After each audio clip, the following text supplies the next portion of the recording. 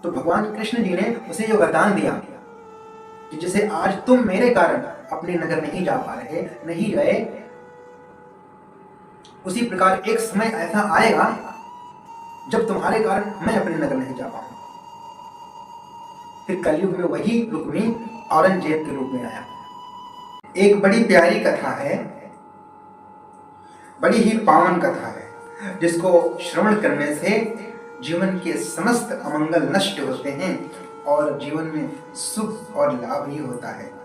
वैसे कल किसी ने कहा था कि महाराज जी मुझे रुक्मणी जी की कथा सुनाइएगा, उनकी विवाह की कथा सुनाइएगा। तो ये तो बहुत अच्छी बात है कि आप लोग कथा के अति प्रेमी हैं।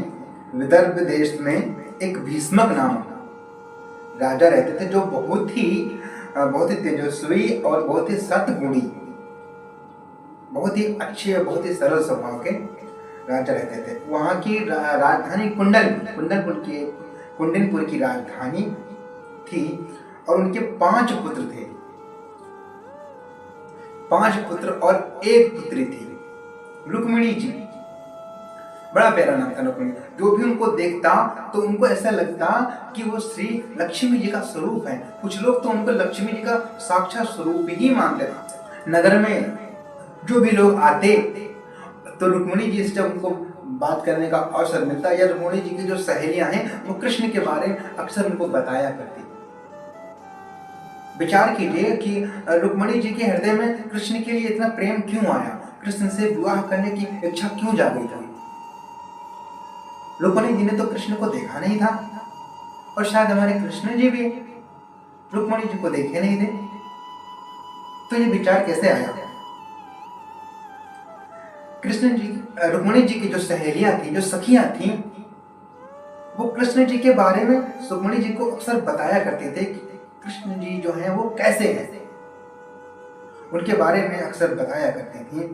अब अन्य लोग जो भी उनके पास आते रुक्मिणी जी के पास, तो कृष्ण जी की ही बातें करते और फिर कृष्ण जी की ही प्रशंसा करते और रुक्मिणी जी के हृदय में फिर कृष्ण जी समा गए।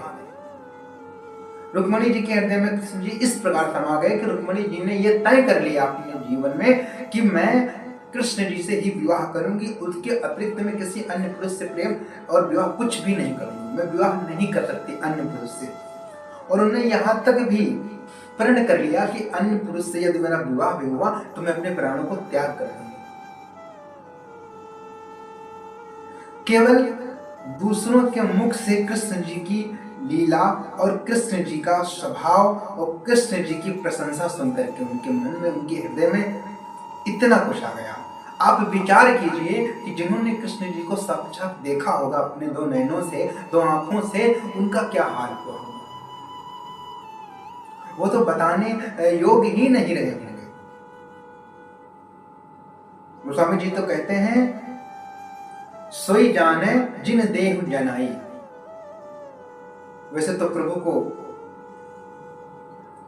जो जानना चाहता है वो नहीं जान सकता, लेकिन प्रभु जब जनाना चाहते हो तो सोई जाने दिन देह जनाई, वही जान सकता है जिनको वो जनाना चाहते हैं। और इधर श्री कृष्ण जी को इस बात का पता चल गया, इस बात की खबर उनको मिल गई कि विदर्भ के नरेश श्री भीष्मक जी अपनी पुत्री का विवाह करने का विचार कर रहे हैं, रुक्मिणी जी का विवाह करने का विचार कर रहे हैं, जो कि अत्यंत गुणवती भी हैं और सुलक्षणा है। लेकिन इसमें एक समस्या है,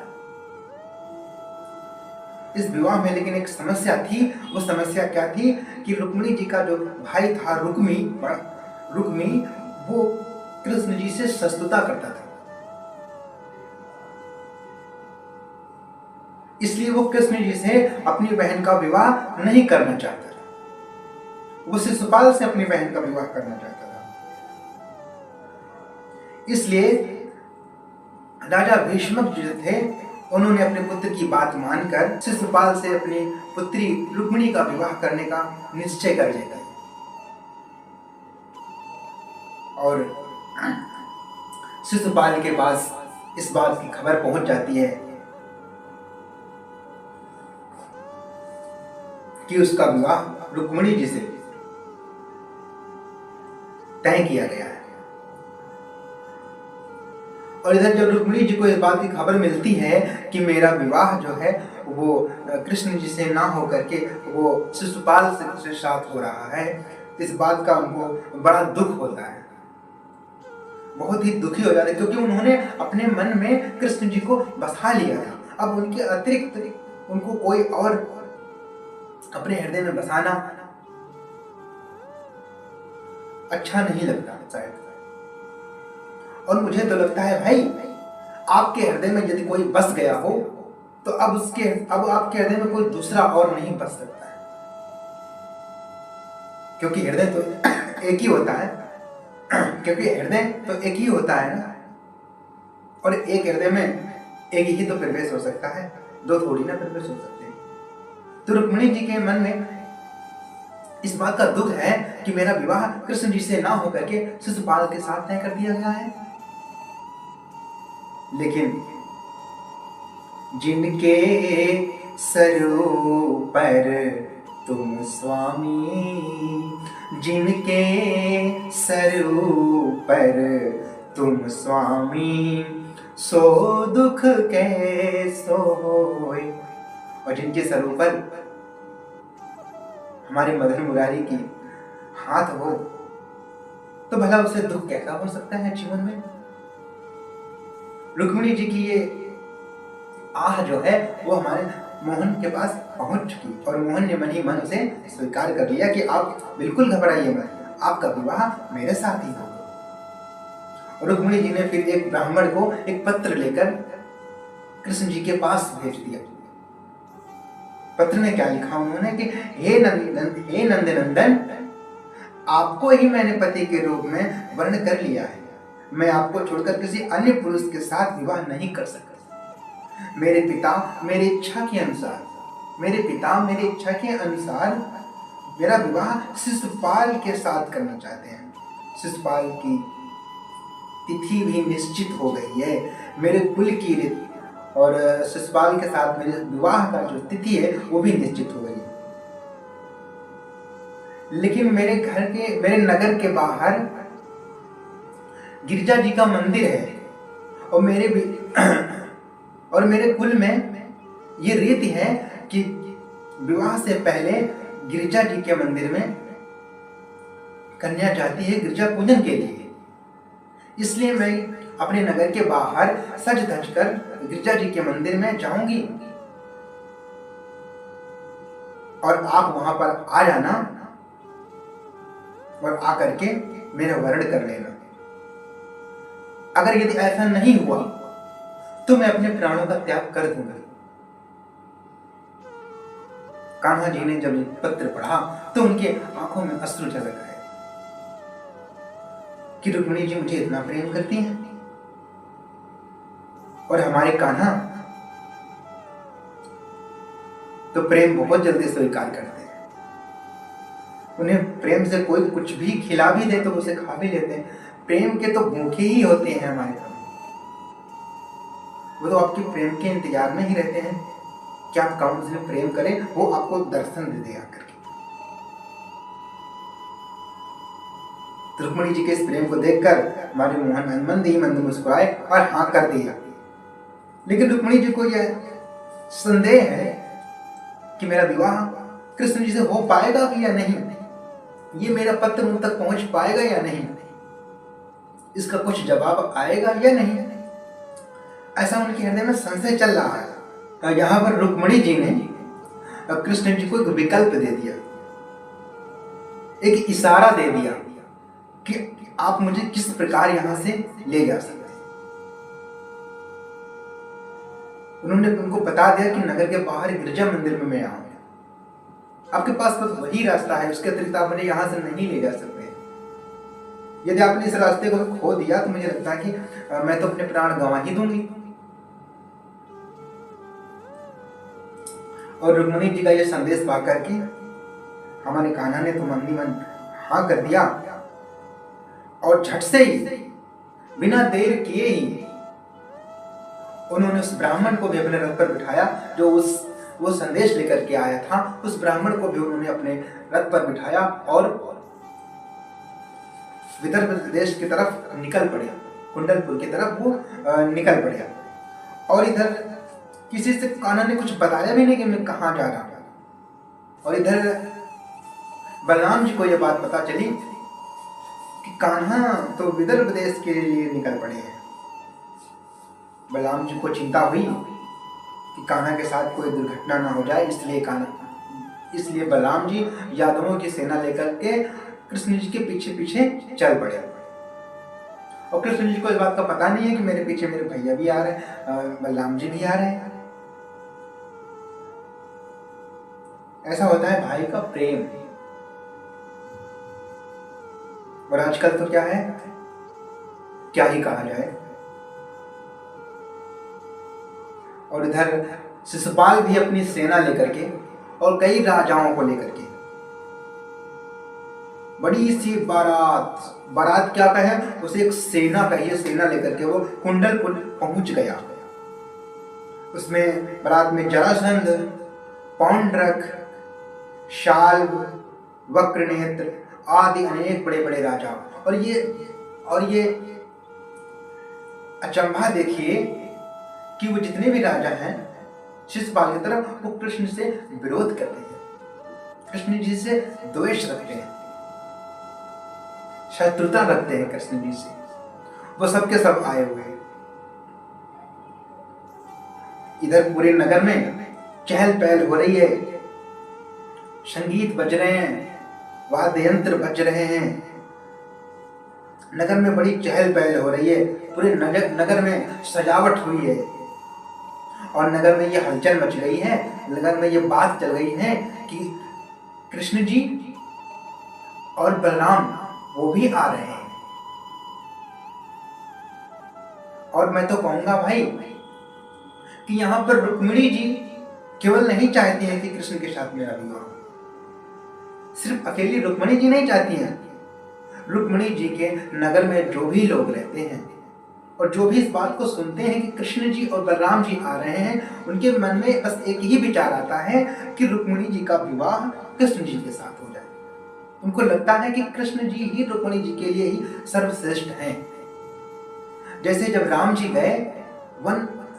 जब गए और नगर भ्रमण करने के लिए वो निकले, और जिन्होंने भी देखा तो उनके मन में बस यही विचार आया कि सीता जी का विवाह राम जी के साथ हो जाए, क्योंकि राम जी ही सीता जी के लिए बने हैं, ऐसा लग रहा है।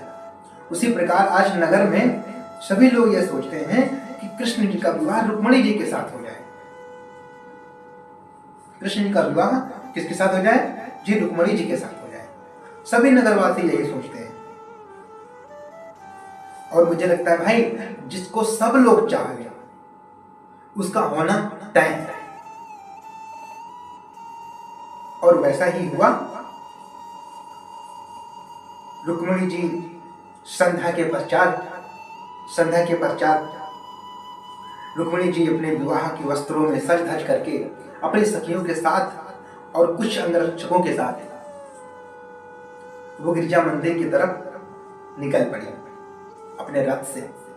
लेकिन मन में बड़ा संकोच है कि आज जाने क्या होगा, आज मेरे कान्हा, आज मेरे कृष्ण आएंगे या नहीं आएंगे।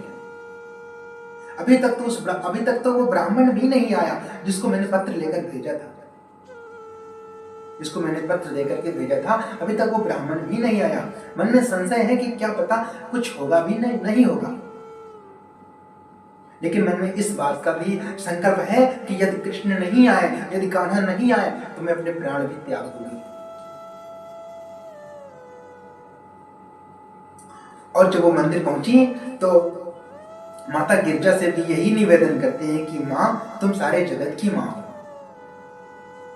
मेरी अभिलाषा पूर्ण करो। मैं कृष्ण के अतिरिक्त किसी और को अपना पति नहीं चाहती, नहीं स्वीकार करना चाहती, कृष्ण ही मुझे पति रूप में मिले। और इधर सेम ऐसा सीता जी के साथ भी हुआ। सीता जी भी गिरजा मंदिर में जाकर के उन्होंने भी काम किया और माता ने उनकी बात को स्वीकार किया, उन्हें वरदान दिया। और आज यहाँ पर भी गिरजा जी के पास गिरजा मंदिर में जा करके रुक्मिणी जी ने अपनी बात कही और माता ने भी उन्हें आशीर्वाद दिया कि अब मन ही मन कि ऐसा ही होगा। और जब वो मंदिर से बाहर निकलती हैं तो क्या देखती हैं कि वो ब्राह्मण जिसको हमने पत्र दिया था, संदेश दिया था कृष्ण जी तक पहुंचाने के लिए, वो सामने खड़ा हुआ है। लेकिन उन्होंने ब्राह्मण से तो कुछ नहीं बोला, क्योंकि उनको भान हो गया कि यदि ब्राह्मण आ गया है तो मेरे कान्हा भी अवश्य आए होंगे, मेरे कान्हा भी आए होंगे। और जब रुक्मिणी जी ने कान्हा जी को देखा तो मन मुग्ध हो गई। पहली बार रुक्मिणी जी ने कान्हा जी को देखा, और जो भी उनके अंगरक्षक आए हुए थे, जो भी सखी सहचरियां आई हुई थी, वो भी कान्हा जी को देख करके मन मुग्ध हो गई। जैसे कान्हा जी का जब अवतार हुआ था, जब जन्म हुआ था, तो जितने भी अंगरक्षक थे कंस के, वो सारे मन मुग्ध होकर निद्रा में चले गए। आज वैसे ही जिन्होंने देखा कृष्ण जी को उस मंदिर के आसपास, जो भी उनके अंगरक्षक थे, उनको जब उन्होंने देखा कृष्ण जी को, तो सभी मौन हो गए, सभी मूर्छित हो गए। और इधर रुक्मिणी जी अपने रथ की ओर चल पड़ती हैं। तब तक हमारे कान्हा बिजली की तरह, जैसे बिजली चमकती है, जैसे विद्युत बहुत तेज से चमकता है, पल भर में अंधेरा सा हो जाता है, पल भर में उजाला सा हो जाता है, जैसे बिजली चमकती है, उतनी ही चमक में हमारे कान्हा जी ने झट से रुक्मिणी जी का रथ से हाथ पकड़कर उनको खींचा और अपने रथ पर बिठा लिया। रथ पर बिठाने के बाद द्वारिका की ओर निकल पड़े। इधर ये खबर हवा की तरह फैल गई पूरे नगर में कि द्वारिकाधीश तो रुक्मिणी जी को लेकर के जा रहे हैं। और ये खबर जैसे ही शिशुपाल को मिलती है, शिशुपाल तो आग बबूला हो जाता है। शिशुपाल अपनी सेना लेकर के कृष्ण जी के पीछे दौड़ता है। लेकिन इधर बलराम जी आ चुके थे, अपनी सेना, यादवों की सेना लेकर के बलराम जी आ चुके थे। तो बलराम जी ने बीच में शिशुपाल को रोक लिया और शिशुपाल से युद्ध होने लगा बलराम जी का। बहुत घोर युद्ध हुआ, बड़ा भयानक घोर युद्ध हुआ। अंततः शिशुपाल, पौंड्रक सभी हार करके वो अपने घर की ओर चले गए, अपने नगर की ओर रवाना हो गए। और बलराम जी भी अपने नगर की ओर चले आए। लेकिन रुक्मिणी जी का भाई जो रुक्मी था, वो कृष्ण जी से बहुत ही द्वेष रखता था, तो वो कृष्ण जी के पीछे पीछे चल पड़ा और कृष्ण जी से युद्ध करने लगा। बहुत भयानक युद्ध हुआ। रुक्मी ने एक कसम खाई थी कि मैं कृष्ण को बंदी बनाकर लौटूंगा, अन्यथा मैं अपने नगर नहीं लौटूंगा। लेकिन हमारे कान्हा को कौन बंदी बना सकता है? इस वक्त युद्ध का वर्णन नहीं किया जा सकता है। बहुत ही घोर युद्ध हुआ और अंततः रुक्मी हारा। कृष्ण जी ने उसको अपने रथ में ही बांध लिया, बांध कर ले जाने लगे। तभी बलराम जी वहां पर आ जाते हैं और कृष्ण जी को समझाते हैं कि रुक्मी अब हमारे संबंधी हो गए हैं और किसी संबंधी के साथ ऐसा बर्ताव नहीं करना चाहिए। संबंधी के साथ हमेशा प्रेम से रहना चाहिए, उसके साथ कभी ऐसा बर्ताव नहीं करना चाहिए, ऐसा कोई दंड नहीं देना चाहिए। फिर भगवान ने रुक्मी को छोड़ दिया। लेकिन रुक्मी अपने नगर नहीं गया, वहीं पर नगर बसा करके वो रहने लगा। ऐसी मान्यता है, ऐसा लोग कहते हैं, संत लोग कहते हैं कि आज भी रुक्मी के वंशज उस नगर में हैं। और मैंने किसी संत के मुख से सुना है कि उस समय जब रुक्मी हारा तो भगवान कृष्ण जी ने उसे ये वरदान दिया कि जैसे आज तुम मेरे कारण अपने नगर नहीं जा पा रहे, नहीं गए, उसी प्रकार एक समय ऐसा आएगा जब तुम्हारे कारण मैं अपने नगर नहीं जा पाऊंगा।